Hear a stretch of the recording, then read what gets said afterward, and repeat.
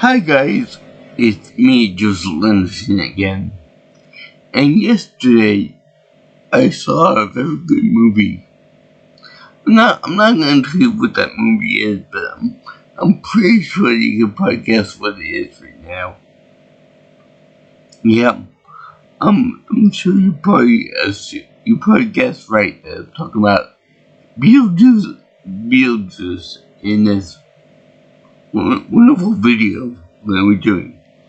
It was so good that even my protege up there enjoyed it, even though he never even saw it.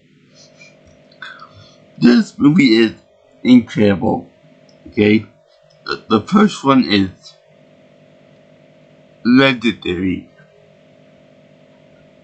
In fact, it's so good that many of the beats from that movie carried on to this one. Perhaps a little bit too much. So I feel that this movie was even though it was good, it was as good as the first one. That could be because it was a little bit too much on nostalgia for the first movie. That being said, it was still a good movie with like a solid 7.5, 8-ish out of 10, whereas the first one was more of a perfect 10 in my book. But yeah, let me just say, I like this movie. It could have been a lot worse than what we got, but it could have been a lot better too. That being said, Beetlejuice is kick-ass for a sequel. Now, we first start out with talking about BJ himself, and yeah, I gotta say that I like the character of Beetlejuice because he reminds me of what would happen in the afterlife to someone, say, like Donald Trump. I don't wish him any harm or anything, but I'm just saying that we'll all dance with the Reaper at one point. And I think that, any pervert or any type of sexual deviant or masochistic person will end up becoming like a Beetlejuice type character if the afterlife does exist. That being said, I think that maybe when Tim Burton made this movie, I think that they could have gone with less Beetlejuice in this one, because in the first one they were building him up about being a horrible person, a horrible zombie ghost, whatever you call it. And in this one, you start strong with all the gross stuff, and Lydia, grown up now. Everyone's grown up now in this one. They portray him as more of they start with the gross stuff, and then they portray him as being very annoying, very irritating, to the point that he's stalking poor Lydia, and they don't shy away from that he's obsessing over her. And the thing is that I feel that when they made him in the first one, they were like, you gotta get rid of him. He's a menace to society. He's a bio-exorcist. He's a bad dude and all of that stuff.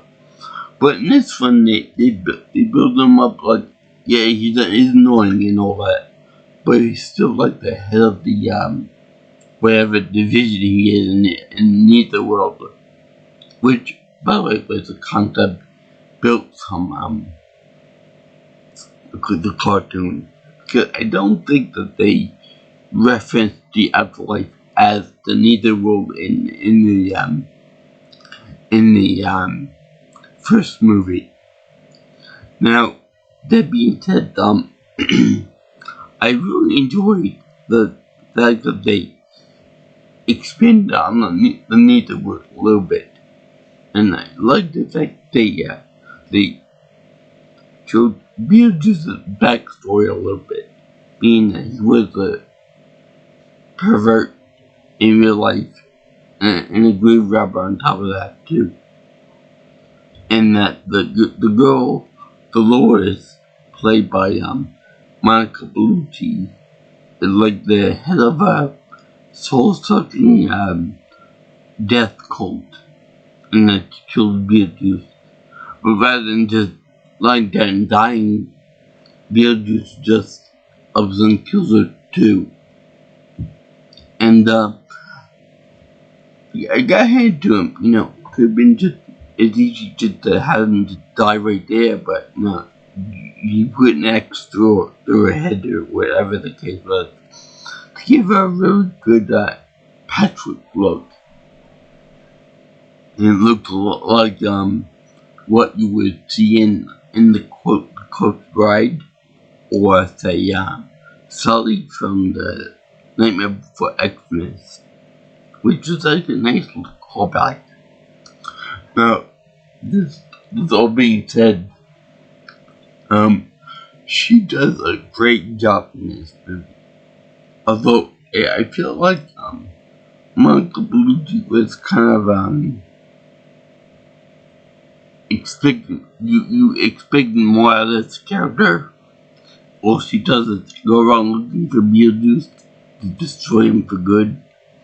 Which I like the fact that they put like a death for the dead in it, the soul sucking woman succubus type thing, like archetype in that she's hunting for Beetlejuice. And she kills a few innocent people in the way. Like, for example, Danny DeVito, which, by the way, I still called that out that was DeVito, because my father was like, "That's not him. He's not even in the credits. How could that be him?" And I'm like, "Yeah, that's him, alright. How could you not know that, mug?" And the height too. And yeah. By the way, I did call out that when I made the video on the trailers of this movie, which one stuck by me, was that Dolores is her name. She's supposed to be a former lover of the Jews. So I called that out. It said, maybe he's like some kind of lover or ex-wife or whatever. She's going to be like a revenge killer, if you will, for Beetlejuice. I don't know how she got the whole soul-sucking powers, but whatever. And she also went after this guy Bob, which R.I.P. to Bob. They make reference to that funny joke in the movie too. And that Bob is one of those shrunken head dudes from the cartoon and from the show. I think it's implied that shrunken head guy is when he head of the division that Beetlejuice runs. Number two, I think it's implied that that's the same shrunken head dude from the end of the first movie, which is kind of a nice callback. I mean that. And then we have the Deo song, which is used at a funeral for a major character from the first movie, Charles. Now, you can look at this in multiple ways, because Harry Belafonte, the guy who sang the song Deo Deo, It's a Deo, and etc. he died fairly recently. So that could have been like a loving tribute to that guy. Rest in peace too. Also, Glenn Shadix together put Otto in this movie, as well as they played the voice actor for the mayor in Nightmare Before Christmas, and among other things too. I'm sure he did lots of other things too. He passed away, and I believe that he had people play the song for his funeral during that time. To keep everyone's chin up and, make everything lively again at a funeral or less. So, yeah, I'd say that his, memory lives on in that. Now, there's a little bit of controversy with this, because, there was, the guy who played Charles in the first one was caught with child pornography on his computer, and quite a bit of it from what I can understand. So he wasn't in the movie. His face wasn't in the movie, but they got like a stand-in to play him, and they got like when they showed what happened to him near to life, they show a shock attack, and they show his whole half of his shoulders, chest, and head all missing. Very conveniently, I might add, even though everyone else recognized him, and even though his voice is like, yeah, just a gargle from a throat hole. So this could be seen as two ways also, being that it was that they didn't want to use the actor because he was involved with child pornography. So that makes sense. And number two, could also be another stab at what would have been for Beetlejuice 2. Because Beetlejuice was a hunt where Beetlejuice's magic was used for Hawaiian competition, surfing and stuff. And it's so funny because later on in the movie they have a surfer dude saying, "What up, dude?" or "What up, my brother?" or whatever, when he sees that he was eaten in half by a giant shark. Jumping the shark, if you will. So that was like really funny. Really funny. The part where they do the CGI in this movie was they show his face there, but they show it in a very grotesque manner, probably even more so than Beetlejuice himself. And this movie is great for that. The effects are still pretty solid. They have multiple instances where the characters are, I think they're, might be like, claymation, but I don't know, they seem less janky than they were in the first movie.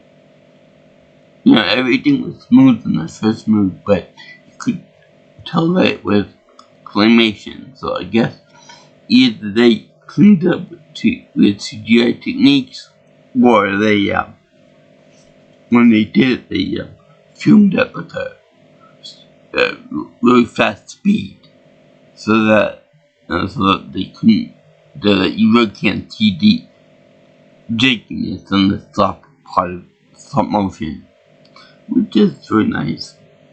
But yeah, the practical effects are there. The CGI is more present than in the first one. Come to think of it, I don't remember there being any CGI in the first movie. Whatever. So, yeah, with that too. I like the part where all the shrunken head guys escape into the real world, and they have like a weird death drought thing, for like her house covered in black, like lace or like sheer fabric, but because the the tower of the house looks like a big giant black flag symbol, if you will, if you catch my drift. So it's kind of weird, but I like the way all of the characters progress from the first movie. For example, Delia is like a weird artistic renaissance, if you will, and she's like a more of like an uptight, very liberal artist, and like she's beauty and everything, and that type, like more of a hippie than normal. And Lydia, she's like oh yeah, but wait, before I talk about Lydia, I gotta say that with Lydia, and with that, I would say, yeah, she had the big tree sculpture from the first one that kind of assaulted her and kept it in place for the winning scene in the first movie. If I were her, I'd be like, I don't care if I made that. I don't care if I made that myself. Get that fucking shit out of my life forever. It traumatized me. My dog was almost married to that weird, creepy, ugly guy, and I couldn't do anything about it because I was restrained by that thing. Get the fuck out of here. That would be my mentality for that. Oh yeah, but wait, I like the way they were almost mocking the fact that Charles died by putting a giant shark monument to his funeral service. That was very funny. Alright, let's see here. And there was something else I wanted to talk about with death and okay. Oh yeah. Okay. Anyway, I'm sure I'll come up with it sometime soon. Anyway, you also have a thing with Lydia as being, she doesn't want to think of Beetlejuice as being a real thing, that it was kind of fantasy. It was like a psychotic episode. So what they do is they make her so that she's addicted to medications, and that her romantic partner is also in on it too, that she's a psychotic or crazy or whatever the case is, and that she's trying to baby herself by using a psychologist and that using medication and whatnot. But the thing of it is that normally I would say yes now. If she needs some kind of medication, some kind of a group therapy, kind of a realistic thing to take her mind off of what happened in the Beetlejuice is like a figment of her imagination, whatever. And using my psychological analysis and stuff. But the thing is that Beetlejuice is real. He's a real horn dog, a real menace to society. He almost married her again in this one, using the same dress and the same stuff. And I'll get to that too. why I want to bitch more about that too. But yeah, they have Astrid, that Leah's daughter, and her husband is in the F1 too. As like a train ticket guy for the for the permanent death, the light at the end of the tunnel, if you will, the point at which nobody can cross back over. And let me just say that with her playing Wednesday Adams in the show Wednesday, this movie actually cemented Ortega as being the creepy girl, the new one on the writer, the new Christina Ricci, because she took this role perfectly, beautifully, and she's a very good teenager, which I thought I would yeah, part of this movie, that part. She's whiny, she's boring, she's every teenager with angst that we've seen in previous things. But then she meets this boy, and we find out that Levon is with an axe murderer. He murdered his parents, which they do very cleverly, cover up the face of these two people, because that's with he killed them with an axe and with a egg beater to the face for the mother, and the father died with an axe in his head. So guy is with charming and stuff, and for Halloween he picks the costume of James Dean, which I believe they died in a car crash. I believe so. But they definitely hit it with a nail on the head, if you will. No pun intended. With the guy picking that costume, because I kind of knew by that he was dead. And I love him too, that she never seen the kid outside the house, and that she's always going to the house and stuff, and he never in school. So that kind of, if you hit the age, you kind of fucked up, but time goes different in the ex-life. So anyway, she ends up giving her life for his, kind of like a Disney trope of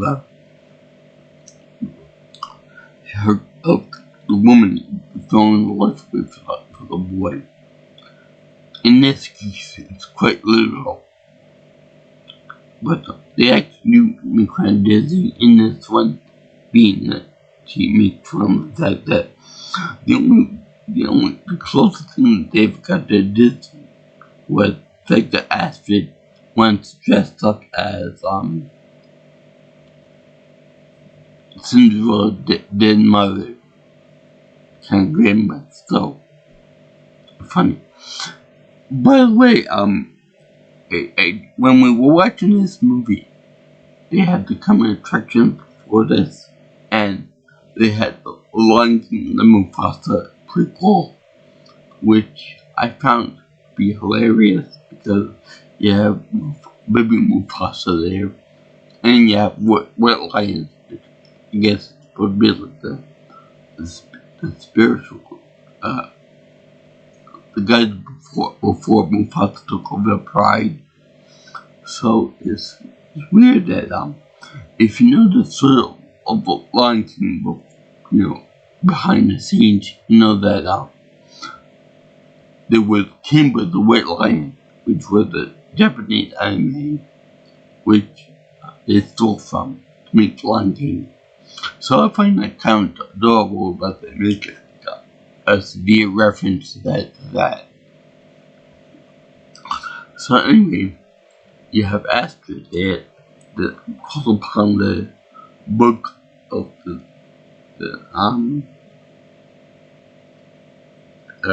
the book of the recently deceased. I think that's what the book is called. From the first movie.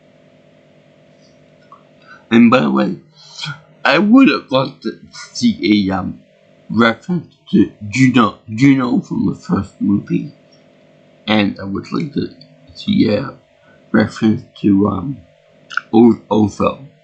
We do get that Deo thing from the funeral service, but I would like to see a direct reference to him, a statue or something, because he was awesome. And the way Golden Chase died was kind of truthfully awful for such a wonderful man. But anyway, this yeah. They have William Dafoe as being a weird I guess you could call him a stand-in, because he obviously has like a brain problem in real life, and I think they did show him as a hemorrhage guy, but like half of it's been coming out of his head. And it was good because he was supposed to be like a cop guy. It like had this afterlife detention agency, and kind of like the FBI of neither world. And he had a bunch of guys there that were, I feel that they were supposed to be like the troopers from the Spaceballs movie. And he keeps making fun of the fact that they're all dead, meaning that they've been trained for the whole afterlife for this one day, and it was like really funny. So they have it's really good the way he does it, and it's really kind of very nice, creepy and stuff, because my mom always found them to be creepy. So this is the perfect move for issue with life. Anyway, I also like the fact that they have Monica Bellucci come out of the box, and her parts are all over the place, like some other movies I've seen, and she summoned them all together, and with her hand, or like things from the Addams Family, she staples herself back together again using CGI. I love it because Beetlejuice is the one that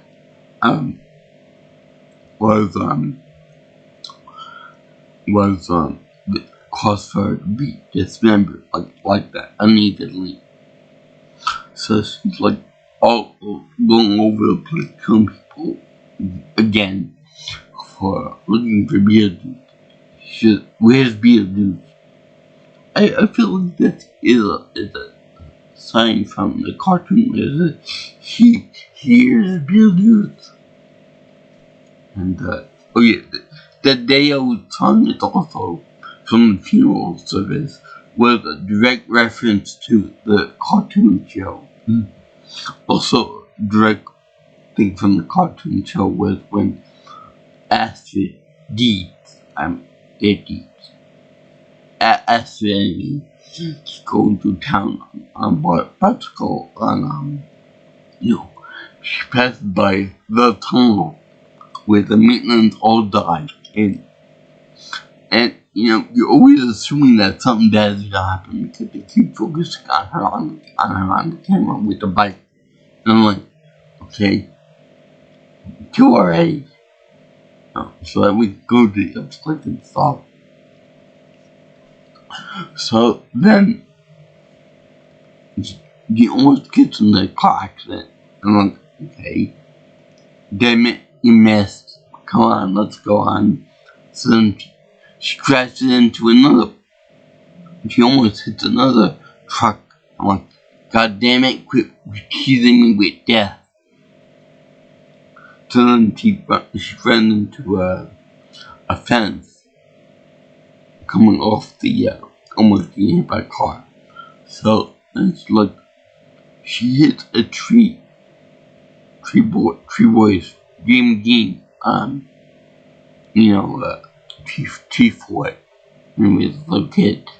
And I'll tell you one thing, when she hits the tree, she doesn't do like a regular, I hit my head, oh, I'm bleeding or anything. No, she actually does a full body type, right to the gut.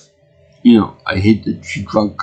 I should be 6 feet under type thing. But no, she survives.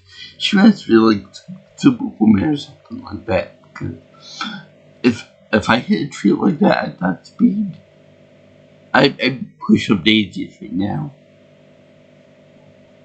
And then I would be Beetlejuice. Not in this game, but I would be like Beetlejuice. Anyway, they have her, let me see what was it, she meets the boy and all that, they fall in love and things, and then the guy, when one of Ryder's lover proposes to her, and they want to get married, right at Halloween, right at her father's wake. We're like, dude, I love Winona Ryder too, but I would give it a couple of days until I propose to her. And the stupidity buys it. Although later on, it's revealed that that she does like a little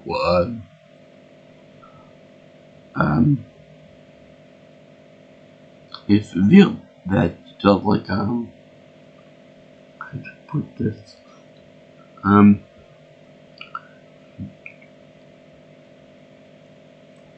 wait, I can figure out what I'm gonna say.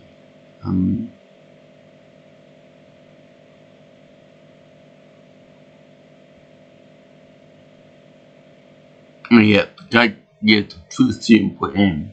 Like, I only got involved with you because you were vulnerable at the retreat, the psychological retreat and stuff. And I was just wanting for your money and things like that, not for love. And we're like, duh, no, you get with made me put pussy guy like that, all because he wanted to help you out.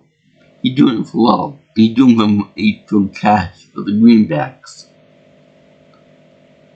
So she ended up getting killed and stuff. He ended up getting killed by the same one later on. But anyway, I'll get to the whole scene later on too. So they also have this part where remember that there was like a train that went to the permanent afterlife, heaven, hell, whatever you want to call it. Which, by the way, James Dean does get sent to hell, and Astrid gets her life back. But in a very weird, non-magical way. Like, you don't actually see her getting her soul back or whatever. She has a dress on like Madame Curie, which is sort of like a wave dress type thing. It's kind of fitting. So anyway, the guy ends up trying to get away from it, getting away from the netherworld. He ends up telling a past, which I think it kind of reminded me of what was in Monkey Bone, with the past thing. But Beetlejuice fucked with his head and then sent him down to the fireplace down below, where he become rejoined the Weenie Rose. So anyway, this train takes you to the afterlife, the permanent afterlife, the Elysian field, if you will. Yes, it's called. I'll give you what? I'll be out in a minute. So then, guess what this it's called? I'll give you a guess what it is. I'll give you a little guess. The Soul Train. Yeah, the disco era Soul Train, you know, with the point of singers and stuff. But yeah, with that, it was kind of you could see this as two different ways. As usual, you can see this as two different ways because first of all, you could see it as from playing on the word soul for Soul Train, and second of all, you could see it as being a reference to the phrase "disco is dead," which in many circles is dead. I still listen to it every time I'm at the gym. So there. So anyway, I got Delia into the song by doing some kind of a artistic ritual which has apps in it, and that killed Cleopatra, and and I have to go to eat dinner now. I will continue this in part 2 of the video.